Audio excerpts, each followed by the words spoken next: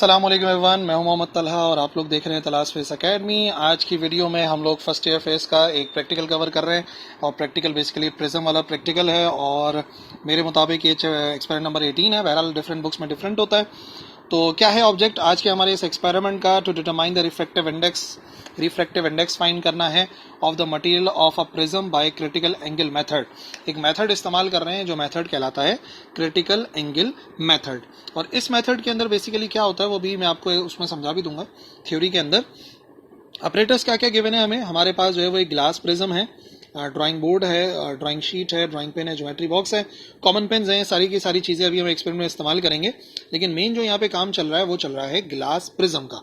ठीक है ना, ग्लास प्रिज्म की ही मदद से हमें क्रिटिकल एंगल मेथड इस्तेमाल करते हुए रिफ्रैक्टिव इंडेक्स मालूम करना है मटेरियल का। और आमतौर पर ग्लास का ही होगा रिफ्रैक्टिव इंडेक्स, क्योंकि जो प्रिज्म है वो बना हुआ होगा ग्लास मटेरियल का।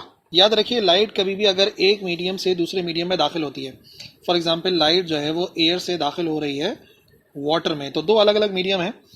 एयर जो है वो रेयर मीडियम है, हल्का मीडियम है, और वाटर जो है ये उसके लिहाज से डेंसर है।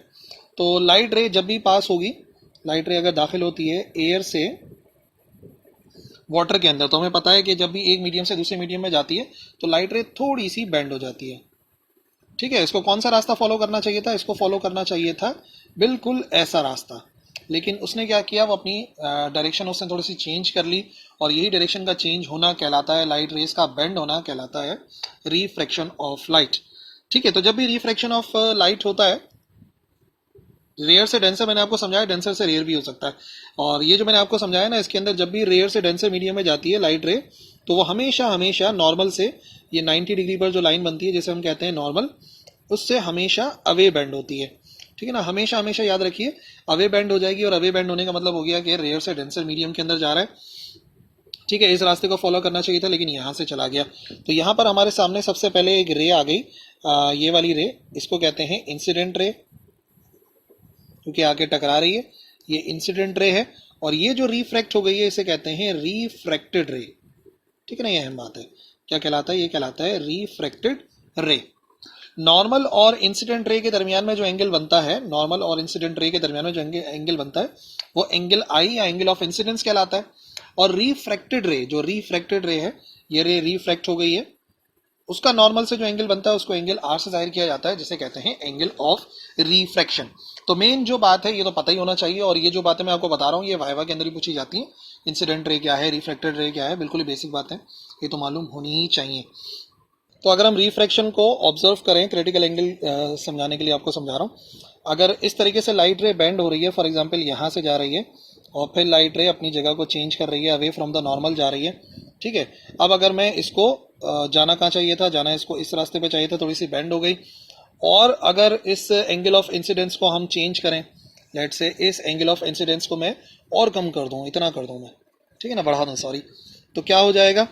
बढ़ाना मैं इस वजह से कह रहा हूँ क्योंकि एंगल ऑफ इंसिडेंस जो है, अभी जैसा कि मैंने समझाया, यहाँ से यहाँ मेजर करते हैं, और एंगल ऑफ रिफ्लेक्शन जो है वो यहाँ से यहाँ तक का आता है। तो एंगल ऑफ इंसिडेंस को फॉर एग्जांपल अगर हम और ज़्यादा बढ़ा दें, ठीक है, तो क्या हो जाएगा? एक पॉइंट पर आके आप देखोगे कि जो रे है ये बिल्कुल ऐसे हो जाएगी। जाहिर सी बात है, अगर इसको मैं नीचे की तरफ करता रहूँगा तो ये वाली ऊपर की तरफ जाती रहेगी, और एक वक्त आएगा कुछ ऐसी हो जाएगी। तो ये जो क्रिटिकल एंगल है ना, क्रिटिकल एंगल उस एंगल ऑफ इंसिडेंस को कहते हैं, क्रिटिकल एंगल उस एंगल ऑफ इंसिडेंस को कहते हैं जिसके लिए एंगल ऑफ रिफ्रैक्शन 90 डिग्री के बराबर हो जाए। अगर एंगल ऑफ रिफ्रैक्शन 90 डिग्री के बराबर हो जाता है तो फिर उस एंगल को कहते हैं, उस एंगल ऑफ इंसिडेंस को कहते हैं क्रिटिकल एंगल। तो यहाँ पे आप देख सकते हो कि जो एंगल ऑफ रिफ्रैक्शन था यहाँ से लेके यहाँ तक का कितने डिग्री हो गया, ये 90 डिग्री हो गया। तो अब जो एंगल आई बन रहा होगा वो बेसिकली क्रिटिकल एंगल कहलाएगा। और टोटल इंटरनल रिफ्लेक्शन के लिए क्या होता है, एक और अहम बात बता दें इसी से आगे, अगर इसको और ज्यादा बढ़ा दिया जाए तो एक वक्त ऐसा भी हो सकता है कि रे यहाँ से, सॉरी समझ लो मैंने बढ़ाया इसको, तो ये 90 डिग्री के बजाय इस तरीके से कुछ हो जाएगी। तो इस रिफ्लेक्शन को कहते हैं टोटल इंटरनल रिफ्लेक्शन।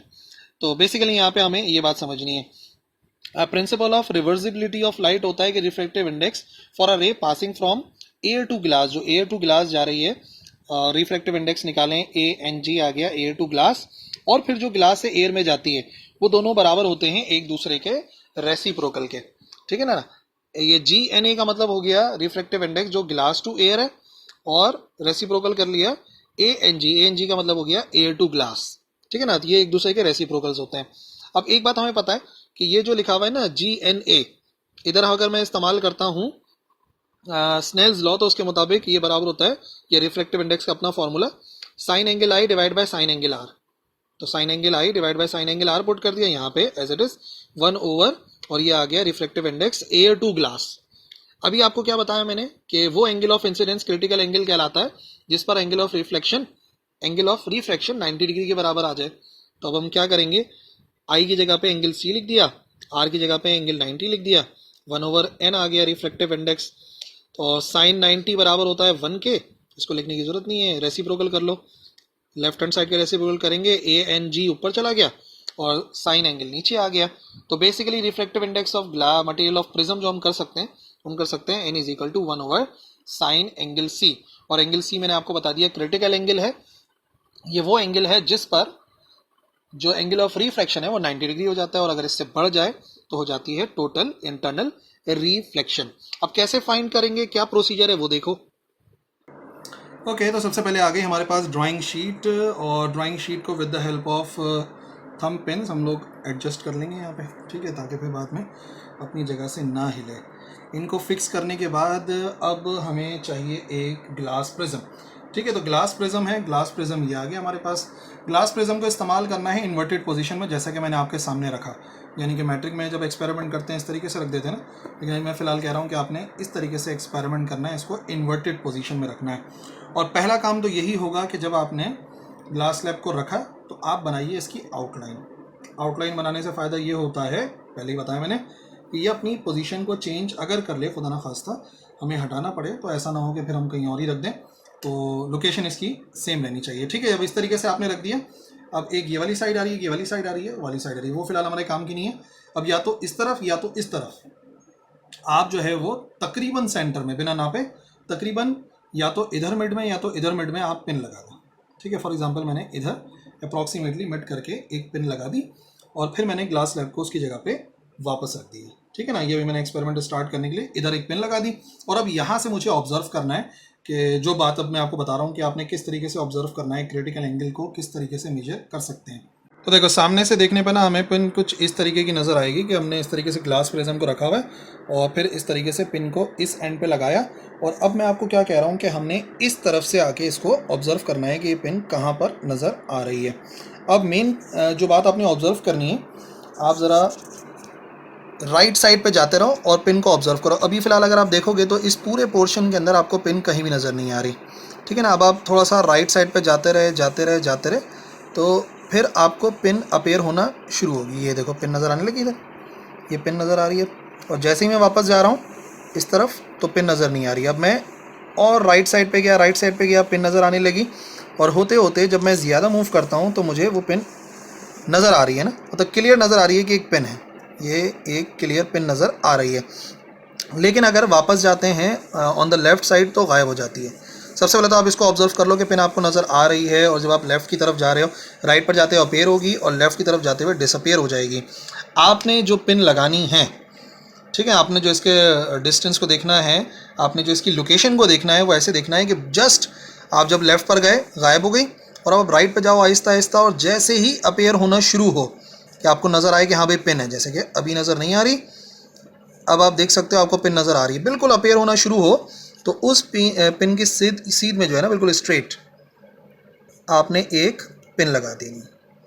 ठीक है, कि वो जो इमेज है वो इस पिन के पीछे छुपा हुआ है, और फिर इसी तरीके से इस पिन की सीध में, इसी पिन की सीध में अब आप दोबारा से देखें, हम एक और पिन लगा देंगे। पिन कहीं नज़र आ रही है? नहीं, इधर नज़र नहीं आ रही, और इधर बिल्कुल इसके पीछे नज़र आ रही है एक्यूरेट। और अब इसी सीध में एक और पिन लगा देंगे, इस पिन के पीछे पहली वाली पिन भी छुप जाए और उसका इमेज भी छुप जाए, ऐसा होना चाहिए। ये देख लो, अब आप क्लियरली नज़र आ रहा है, इस पिन के पीछे वाली पिन है और उसी पिन के पीछे उसका इमेज है। सामने से देखने पे हमें ऐसा कुछ नज़र आएगा कि ये पिन आ गई, और इस तरीके से यहाँ पे दो पिन्स नज़र आ रही हैं, ये हो गया। ओके, अब एक्सपेरिमेंट वाली बात हो गई फिनिश। अब ज़रा मार्किंग करते हैं और काम करते हैं रेस का। तो हटाया हमने प्रिज्म को, सबसे पहले इसको मार्क किया कि हमारी पिन थी, फिर यहाँ पर हमने इसके 2 इमेजेस देखे, इधर आ गया और इधर आ गया। ठीक है ना। अब ज़रा इसको पहले कंप्लीट कर लो, प्रिज्म पूरी तरह से मुकम्मल हो जाए जिस तरह से हमें बनाना था प्रिज्म की शेप। आउटलाइन पहले ही भी पूरी कर सकते हो, बाद में भी पूरी कर सकते हो, नो प्रॉब्लम। तो मैंने पहले ऐसे ही कर लिया था, अभी मैंने उसको कंप्लीट कर लिया आउटलाइन को। अब स्टेप्स आपने देखने कि कौन सा स्टेप सबसे पहले क्या करना चाहिए। तो स्टेप नंबर 1, इन दोनों पिन्स को मिलाते हुए आप ले जाइए सामने वाले प्रिज्म की वॉल तक। ये जो आपको प्रिज्म की वॉल नज़र आ रही थी, इससे आपने मिला दिया और ये उन दोनों पॉइंट्स को ज्वाइन करती हुई जा रही है। स्टेप नंबर 1 मेरे मुताबिक ये वाला हो गया। स्टेप नंबर 2 आप क्या करें कि आप यहाँ से एकदम स्ट्रेट डिस्टेंस जो है वो ऑब्जर्व करें यहाँ तक का। ठीक है ना। यहाँ तक एक स्ट्रेट लाइन बनाओ प्रिज्म के इस एंड तक, स्ट्रेट हो, टेढ़ी नहीं हो, ऐसे नहीं हो, ऐसे भी नहीं हो, बिल्कुल सीधी हो। और वो जो है वो आमतौर पे स्केल से आप अंदाज़ा लगा सकते हो, नहीं तो आप जो है वो डी से मेजर कर सकते हो कि भाई एंगल 90 डिग्री बन रहा है, या प्रकार से लगा सकते हो निशान। बहरहाल आसान करो, स्केल से सीधा सीधा इस लेंथ को आपने बना लिया और इसको मेजर करोगे कितनी आ रही है। इस लेंथ को आप मेजर करो कितनी आ रही है। ये आ रही है 1.678, ये हो रहा है 1.77 करते हैं, 1.7 है। अब जैसे 1.7 है इतना ही आप इसके ऊपर और बनाएं, यानी कि 1.7 के ऊपर आप एक बार और निशान लगा दें। जितना डिस्टेंस था उतना ही डिस्टेंस आपने ऊपर की तरफ भी बनाना है इसी लाइन से, क्योंकि जो पिन होती है ना वो हमें तकरीबन उतनी ही अंदर नज़र आ रही होती है प्रिज्म के जितना कि यहाँ का डिस्टेंस होता है। ये वाला डिस्टेंस नापा है, स्टेप नंबर 2 लाइन बनाई और उतना ही डिस्टेंस ऊपर बना दिया। स्टेप नंबर 3, 1 2 3 तीनों स्टेप हो गए। स्टेप नंबर 4, इस पॉइंट को इस पॉइंट से ज्वाइन करते हुए एक स्ट्रेट लाइन बनाइए।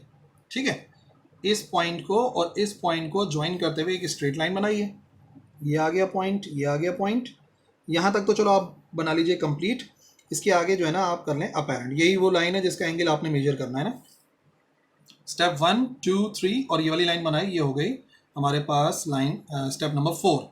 अब आखिरी काम ये है कि जहाँ पे इसने वॉल ऑफ प्रिज्म को कट किया है इस पॉइंट को इससे मिला दीजिए।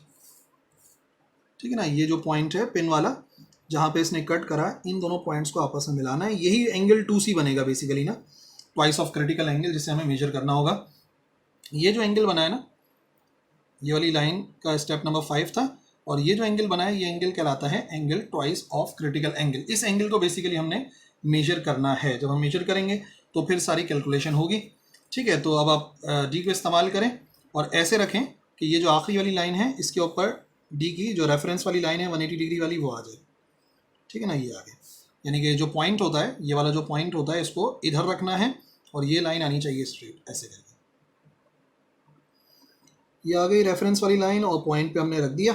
ओके, अब ये जो डॉटेड वाली लाइन है उसको आपने ऑब्जर्व करना है कि डॉटेड वाली लाइन क्या आ रही है, कितनी आ रही है। तो ये अगर मैं ऑब्जर्व करता हूँ डॉटेड वाली लाइन, तो ये आ रही है 81 पर। ठीक है, यहाँ से नाप रहे हैं, ये रेफरेंस है 0 10 20 30, तो ये आ रही है 80 और 80 से एक लाइन आगे जा रही है तो 81 हो जाएगा। यानी कि हमारे पास जो एंगल है ट्वाइस ऑफ क्रिटिकल वो 81 डिग्रीज आ रहा है। और मैं आपको बताऊँ जो परफेक्ट होगा वो 84 आएगा। परफेक्ट जो एंगल आएगा ना 84 के जितना करीब होगा उतना अच्छा होगा, आपने ध्यान में रखना है। तो 81 बुरा नहीं है ना। जैसे ही हमारे पास एंगल 2C आ गया, अब हम एंगल C मेजर करेंगे और वो सीधा सीधा काम होगा। जो एंगल 2C आया था उसको डिवाइडेड बाय 2 कराएंगे, तो ये हो जाएगा 81 डिवाइडेड बाय 2। ठीक है, 81 डिवाइड बाय 2 ये कितना हो गया, एंगल C बराबर आ गया 40.5 डिग्रीज का। ठीक है, अब फाइनली रिफ्लेक्टिव इंडेक्स चाहिए था, तो वो होता है 1/sin एंगल C। तो हमें करना है 1 डिवाइडेड बाय साइन 40.5। तो पहले पता क्या करो, पहले आप एंगल साइन मालूम कर लो 40.5, साइन 40.5 ये आ गया बराबर 0.649।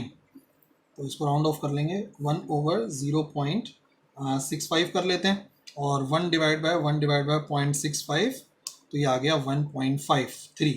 एक्चुअल आंसर 1.52 होता है, लेकिन ये तो बहुत सही आ गया, 1.5 आ जाए तो बिल्कुल सही आंसर आ रहा होगा रिफ्लेक्टिव इंडेक्स ऑफ ग्लास का। और वैसे भी अगर आपकी रीडिंग 1.4 से 1.6 के दरमियान में आ रही है तो सही है, क्योंकि आपने 3 ऑब्जर्वेशन लेनी है ना। तो अगर एक आध रीडिंग आगे पीछे हो भी जाए तो इट्स ओके, एवरेज जो है वो 1.5 आ जाना। तो हमारा जो ट्वाइस ऑफ क्रिटिकल एंगल आया था वो आया था 81 डिग्रीज के बराबर।